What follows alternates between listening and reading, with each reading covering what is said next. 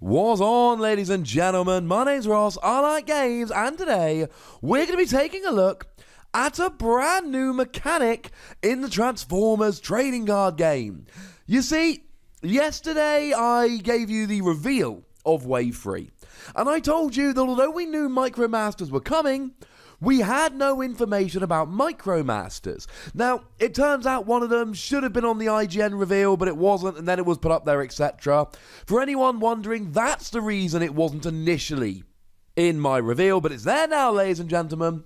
So let's have a gander, shall we? We've only seen one Micromaster, but it's a doozy. It is Private Red Heat. Infantry Emergency Response. So, what does it actually do? Well, it's a Micromaster, which means it's a tiny card. It is the same size as the Battle Masters that I showed you in the reveal video yesterday. Now, remember that when we get new packs of Wave 3, War for Cybertron, Siege, we are going to be getting 6 battle cards, 1 large character, and 1 small character. And a small character can either be a Battle Master, like I showed you yesterday, or a Micromaster, like I'm showing you here with Private Red Heat. They are small. They are actually smaller than your average battle cards. They are little ditty ones. Cool, right? But here's the thing. There is one giant difference between Micromasters and Battle Masters. Battle Masters cannot flip, and Micromasters can. Now, if we start off with all the stats here, look. It's a 5 cost. It's called a Micromaster. It was always going to be cheap. Quite a bit cheaper than the 7 cost we saw on the Battle Masters. That's not to say they will all be 7 cost. It is to say that we've only seen 2 of them and they've both been 7 cost. So we're not expecting very much in terms of stats out of a 5 cost, and we don't get it, frankly. We're rocking a health of 8, which is low, an attack of 2, which is low, and a defense of 1 or 0, which is low. The stats here are bad. There's no ifs, buts, or maybes. There's no way to sugarcoat it. The stats are bad. But then again, it's a 5 cost. Maybe we should be expecting that. The thing that really worries me here is the health of 8 combined with the defense of 0 or 1. This is just not going to stay around for very long at all. Now, to be fair, it's a 5 cost. Maybe we don't expect too much of it. But bearing in mind, if you're rocking a 5 cost, you could go RC. RC is a 5 cost. Except, even though it's a bit of a glass cannon, it's not going to stay around for very long. You've got, essentially, Pierce equal to your attack. So with RC, you could have it out for a turn, and then whack a grenade launcher on and guarantee 5 damage against anything. That's pretty sweet. Not to mention, it's got more health and the same defense. So yeah, that's pretty good. So there must be some kind of redeeming feature. Well, we'll start off in alt mode here, because even though it's a Micromaster, even though it's a tiny card, it can flick back and forth as any other card can. In alt mode, it's got stealth while it's untapped. If it's tapped, no. But essentially, enemies must attack other characters if they're able. This isn't full stealth. This isn't the same kind of stealth you would get if you played the upgrade stealthiness to give a character stealth. This only has stealth while you're untapped. But that's kind of cool.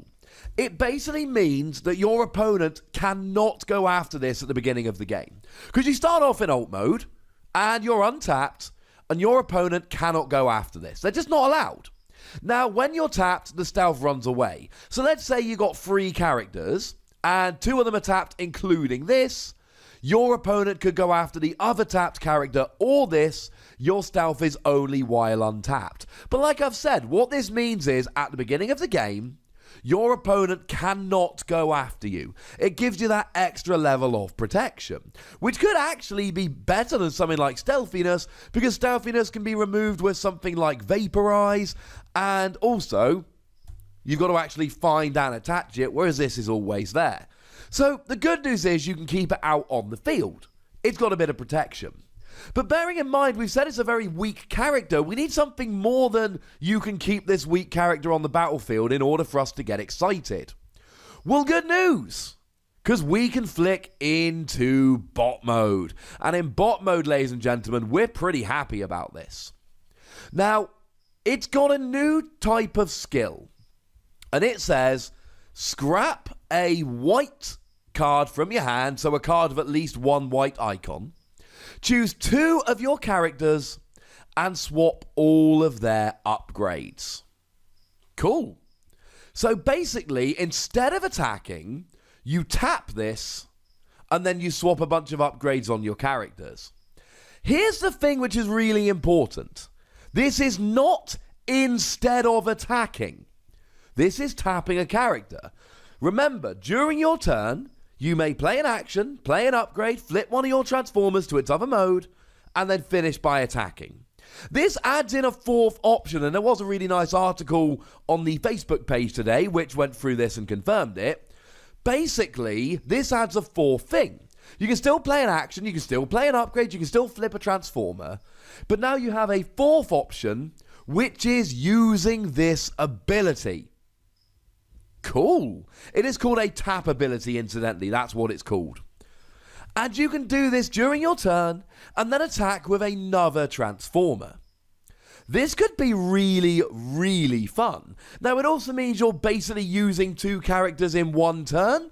One gets tapped with its tap ability and another one gets tapped when you attack, which potentially means your opponent has extra attacks on their turn, because when all the characters on your opponent's side are tapped, then you get to attack with all of your characters in turn. You don't get extra turns, but you do get extra attacks.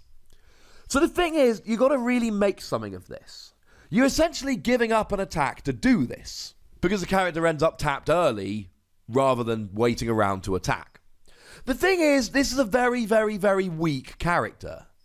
So maybe it was never going to stay around, and they were called Micromasters, right? I assume they're all going to be weak. There's a very good chance they don't stay around to actually get to attack anyway. It might be a moot point. But really, if you want to play this, it's got to be about the skill. And I want to remind you about a ruling that we've seen a couple of times, and it largely comes around with Chop Shop from Wave 1. It's one of those characters who just always ends up in the rules roundup. When Chop Shop attacks, you may move an upgrade from one of your other characters to this one. Incidentally, I'm sure a bunch of you have already noticed this, but let me be clear. This is an action which is legit just swap parts. Choose 2 of your characters, swap all their upgrades. It is literally swap parts as a tap ability. Cool. The important thing is, you get to use the when you attach stuff on those upgrades. So one I mentioned quite a lot because it is one of my favorites. And yeah, I have my favorite cards that I like to mention more often. What's it to ya? Armed Hovercraft. When you attach it to a ranged character, you do 1 damage to each enemy. So what you could potentially do is put 1 armed hovercraft onto a ranged character to do 1 damage to all your opponent's enemies. And then put another armed hovercraft on a different ranged character, and then you would do 1 damage to each of their characters. But then, ladies and gentlemen, this is where it gets really fun. You use this skill and swap them, and you get to use them both again. That's fun, ladies and gentlemen. That is fun. Remember, that would only work if you swapped to a ranged character. If you put it to a non-ranged character, it's not going to work. Similarly, you can't just use this to put Ion Blaster of Optimus Prime onto a non-Optimus Prime. It wouldn't work. It can only be put on Optimus Prime. That's not going to fly. So look, the deal with this is extremely simple. If you like swap parts, this is good. If you don't like swap parts, this is probably not good. Now, do remember, you've got to discard a card of a white icon from your hand to use these skills, so it's not that they're the easiest things to use, and I do enjoy the irony that you can discard swap parts from your hand to do this. But then you would get a different action for your turn. It's a bit weird and a bit risky, and you're giving up an attack, and it's a very weak character, but we all know that swap parts can be a really good skill. That could work for this as well.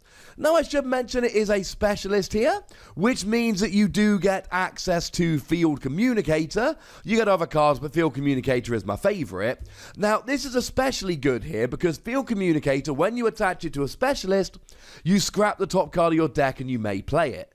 You can then potentially use the skill on Red Heat here to flick it from Red Heat to a different specialist and then get to use it again, which would be awesome. It is also a truck in alt mode, but trucks just don't have the best support. Trucks are one of those designations that just don't get a huge amount of love. You got cargo trailer, which is quite fun if you can get free on. It's just hard to get free on. I am apprehensive about Micromasters as we begin our look at Wave 3 here. Now, the usual rule, we know so little about Wave 3. We've seen very few cards. This is the only Micromaster we've seen. We don't know what else is happening. We know this is a rescue patrol, but we don't actually know if Rescue Patrol is going to get other cards to help them out in the set. We have no idea. But I will tell you that if you like swap parts, this is fun. And if nothing else, this is a fun mechanic we can be playing around with in the future. So ladies and gentlemen, I would very much like to know what you think about Red Heat, but I would also like to know what other Micromasters you want to see, what other skills you want to see on Micromasters, and frankly, anything else you'd like to tell me. Let's have a chat in the comment section. Go nuts, but please do remember the rule. Be nice, would ya? And then make sure you like this video, subscribe to this channel, and follow me on Twitter at the Wossy, where we talk about games that don't have Pokemon in. But by far the most important thing, as always, look after yourselves till next time. Thank you very much for watching. My name's Ross, and you've been watching Wossy Plays.